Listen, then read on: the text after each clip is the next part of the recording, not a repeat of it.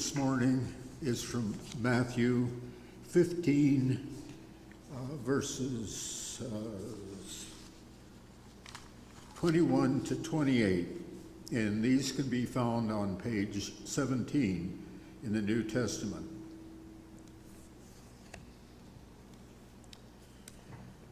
Jesus left that place and went away to the district of Tyre and Sidon. Just then a Canaanite woman from that region came out and started shouting, "Have mercy on me, O Lord, Son of David. My daughter is tormented by a demon." But he did not answer her at all. And his disciples came to him and urged him, "Lord, send her away, for she keeps shouting after us." He answered, "I was sent only to the lost sheep of the house of Israel." But she came and knelt before him, saying, "Lord, help me." He answered, "It is not fair to take the children's food and throw it to the dogs." She said, "Yes, Lord, yet even the dogs eat the crumbs that fall from their master's table." Then Jesus answered her, "Woman, great is your faith. Let it be done for you as you wish." And her daughter was healed instantly. This is the word of the Lord. Thanks be to God. Thank you, Tom. Thank you so much for reading that for us.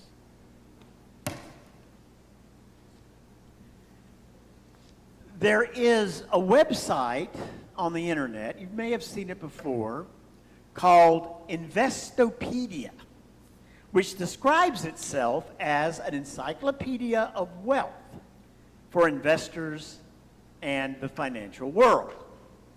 It has an article on its main directory titled, "The People in the World with the Most Net Worth."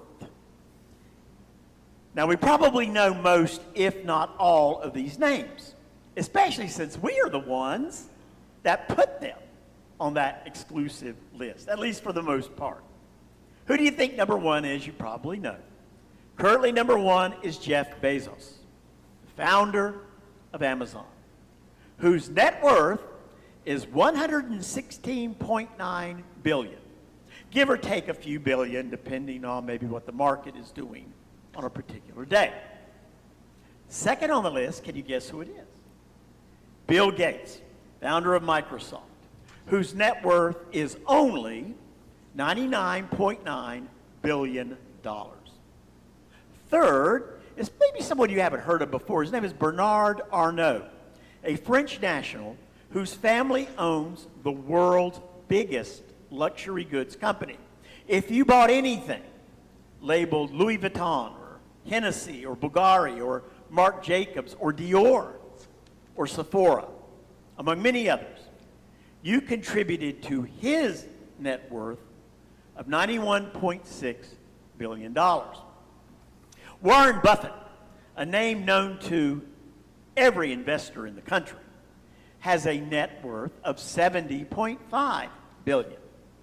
And finally, on the skid row of this list is Larry Ellison, the founder of Oracle, whose net worth is a paltry $62.4 billion. But I'm sure he hopes to do better next year. They are defined, aren't they, in this particular case, by their net worth. Those are the words that are used, net worth. But what does net worth really mean? I think many times the world, especially our nation, because of the way we look at wealth, the way we look at capital, confuses the word worth with the word worthy. You add that one Y on the end, and there is a huge change. The easiest answer to the difference between worth and worthy is that the first word represents what one has, while the second word represents what one is. But sometimes we actually mix up those two words in the way we speak in our language.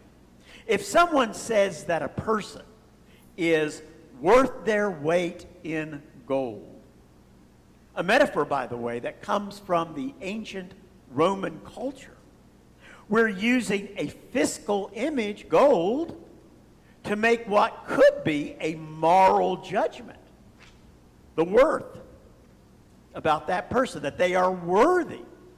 That's what we mean by they're worth their weight in gold. They're so good. They are worthy of our praise and our honor.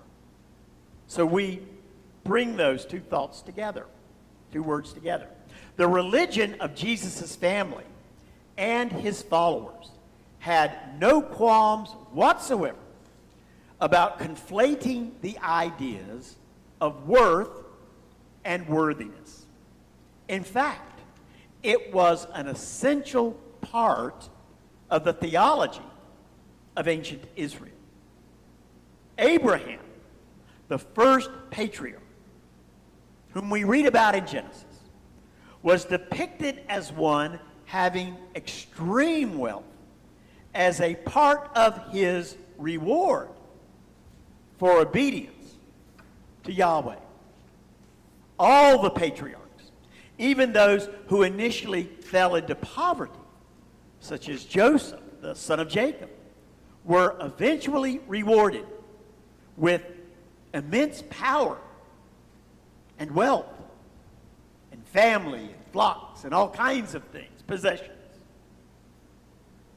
The pattern of God's favor shown through material blessings was not broken until Moses, who, by the way, was not a patriarch, but a prophet. And I don't mean P-R-O-F-I-T. I mean P-R-O-P-H-E-T. Moses' life started in the familiar pattern of the patriarchs. Born into slavery, then adopted into the Egyptian royal creche. Then Moses rose to the height of political and fiscal sovereignty in the land of Egypt, until, in a surprising twist, he became a fugitive on the run from Pharaoh. For the rest of his life, Moses' value to God was not characterized in material terms.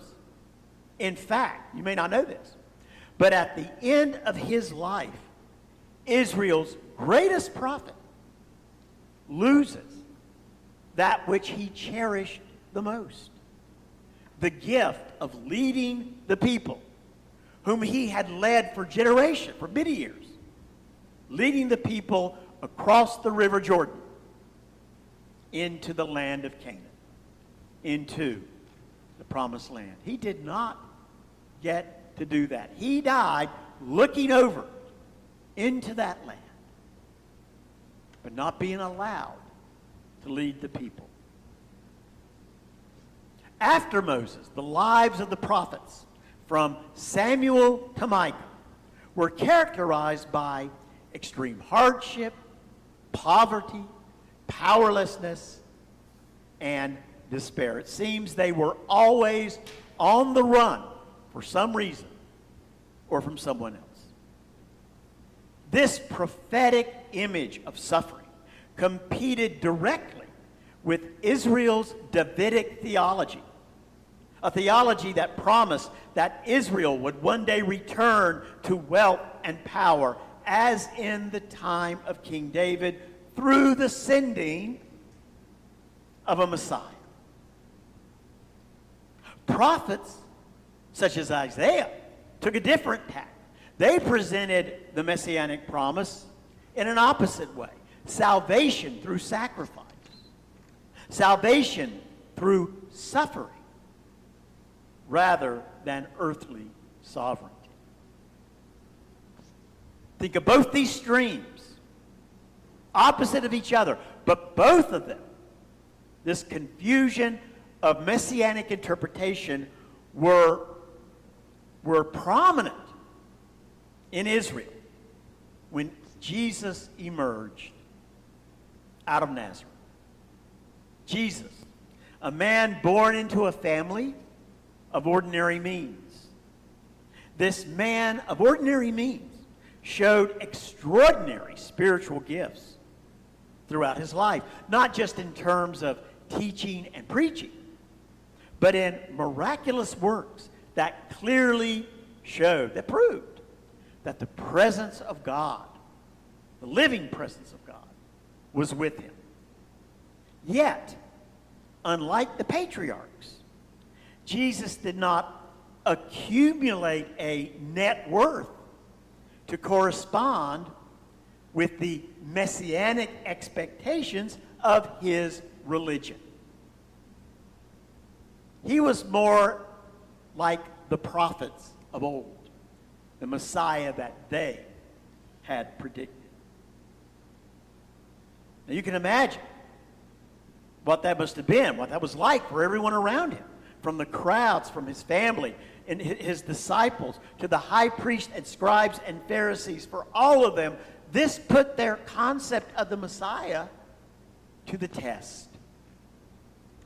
In the Gospel of Matthew, we witness a vivid illustration of this messianic test in a story that is just as controversial and just as confusing to Christian interpreters today as it was for the disciples when it happened.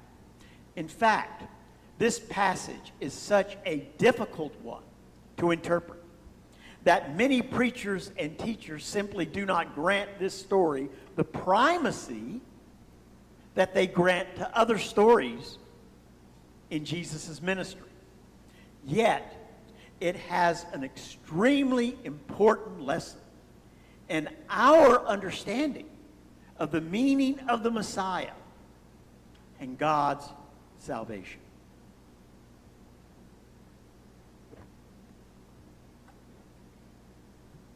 This particular story from Matthew is one of miraculous healing, but unlike Jesus' other miracles, this one has some unique circumstances. First, it takes place in the region of two notorious Phoenician cities, Tyre and Sidon. The region of which Matthew speaks was northwest of Galilee.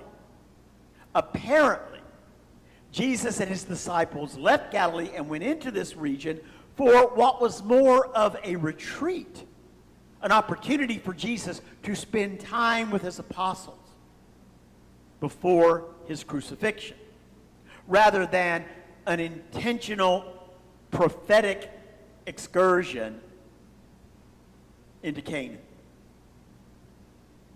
The cities of Tyre and Sidon were characterized by the prophets themselves as two of Israel's most ancient enemies and the heart of Canaanite pagan religious practices.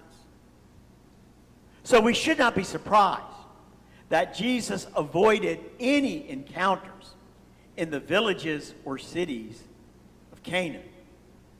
In fact, he only has this one that we read of. But clearly, some of the residents had heard of him. And so they go out to seek him. For the sake of this story, we need to understand something. We need to understand that the crowds were not seeking the Messiah as they would be seeking the Messiah in Galilee or in Judea.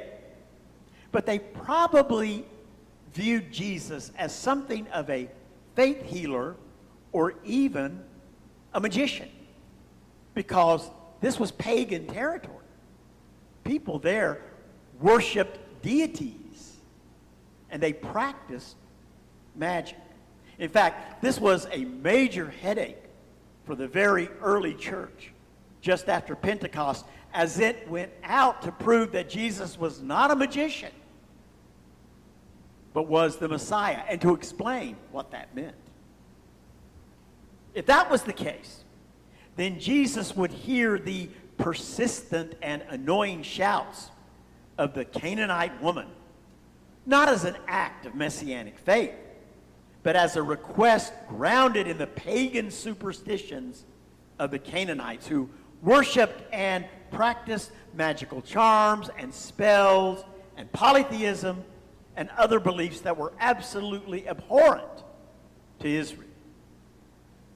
As the woman continues to shout, the disciples urge Jesus to send her away.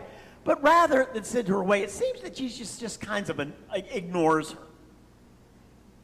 He doesn't send her away, but what he does is explain to the disciples that he was sent only to the lost sheep of the house of Israel. So he's just kind of ignoring her cries. Jesus' words would have made sense to those who had traveled with him that day into that pagan region, because it was a journey not made for the purpose of converting pagans into Jews or Gentiles into messianic believers. But it was a time for Jesus to prepare his own followers for what was about to take place in Jerusalem. Because as soon as they left that area, that region, they would be heading to Jerusalem. This happens very late in Matthew's gospel, just before the events of Holy Week began. The pagan woman, however, does two things that forces Jesus to stop, even if it was for just a moment. First, she addresses him as Son of David, the messianic title used in the tradition of the Messiah as the inheritor of David's kingdom and its wealth and power and sovereignty upon the earth. Remember, we talked about that view of the Messiah. Now, this could probably have annoyed Christ, not only because the title was antithetical to his teaching about the Messiah, which was from the prophetic point of view, but also because this pagan woman would have no idea what she was talking about. No idea what she was saying. She was repeating a term that she had heard others use without any understanding. Second, what does the woman do? She literally kneels in front of Jesus. She blocks him. She impedes his progress by assuming a position of worship typical of pagan believers. Pagans sometimes worship human beings as gods, be it the Roman emperor or other historical or legendary figures. If not Jesus, certainly his followers would have seen her kneeling in worship before him as an insult. An insult. In the traditional view of Israel's religious beliefs, pagan women were of little to no worth to God. However, as the woman kneels, the tone of the story changes. Using no messianic titles, her 3 words to Jesus, spoken, not shouted, as she prostrates herself before him, reflect not a request for magic or an act of pagan deity, but a simple and desperate human plea for mercy. Lord, help me. 3 words. Lord, help me. The woman calls upon Jesus' compassion in a moment just after he has declared to his followers that the Messiah has come for Israel and not for people like herself. We do not know if Jesus' response to her desperate plea, "Lord, help me," is a challenge to her or to his followers who are witnessing their encounter. But his words are certainly a graphic interpretation of how Israel viewed the messianic relationship between the Gentiles and the pagans and the people of God. Jesus says, "It is not fair to take the children's food and throw it to the dogs." Now, before we recoil from the idea that Jesus is calling this poor woman a dog, it helps us to understand that the word in Greek translated as dogs means little dogs or puppies.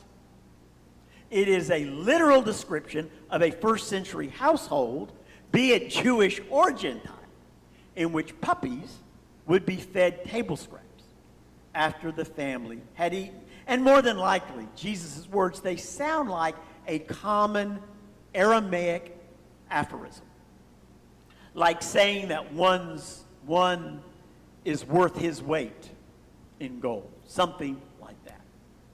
A cliche.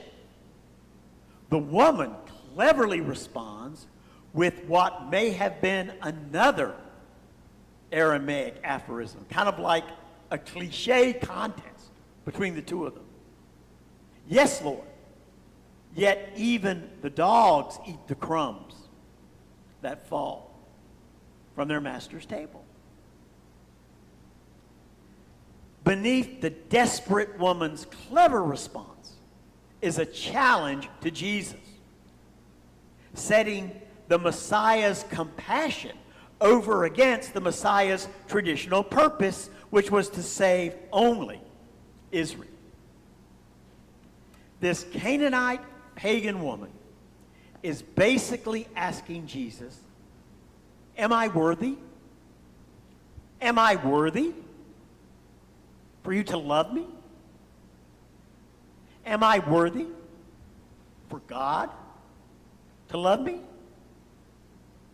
Am I worthy of Jesus' compassion?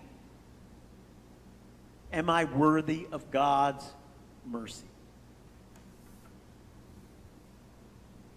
Jesus hears the very essence of the cross in her reply and uses her challenge to both acknowledge that she is worthy and to teach an important lesson to his apostles and the other disciples. "Woman, great is your faith. Let it be done for you as you wish." And her daughter was healed instantly. Coming as it does so close to the events in Jerusalem, this story sets the tone for how Christ followers would present the true Messiah to the world as Christ's church. A Messiah whose value is measured and who measures value not in wealth or power, but in love. Perhaps it is Thomas Merton who best, at least to my mind, interprets this story and its implications for we who believe in Jesus as the Messiah, when he writes, "Our job is to love others without stopping to inquire whether or not they are worthy. That is not our business, and in fact, it is nobody's business. What we are asked to do is to love, and this love itself will render both ourselves and our neighbors worthy. This love itself will render both ourselves and our neighbors worthy." In thinking about Merton's words, we realize that Christ's love for us makes us worthy of salvation, a worth that is measured in nothing inherent to ourselves. And that same love makes everyone around us worthy of the same compassion that Christ showed to the Canaanite woman when she said to him, "Lord, help me." The word worth represents a value judgment. The word worthy represents a moral judgment.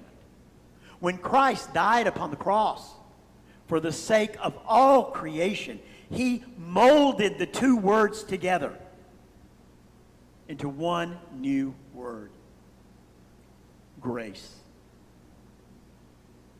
There is no greater thing of value than we can receive or give than grace.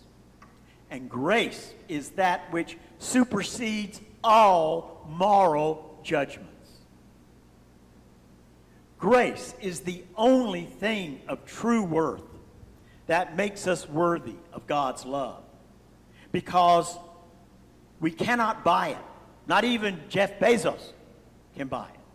Not even Bill Gates can buy it. Nobody on that list can buy it. And we certainly do nothing to earn it. Grace is a free gift, pouring out of the heart of God through the love of Christ. In the words of Christian author and pastor Charles R. Swindoll, grace has to be the loveliest word in the English language. It embodies almost every attractive quality we hope to find in others. Grace is a gift of the humble to the humiliated. Grace acknowledges the ugliness of sin by choosing to see beyond it.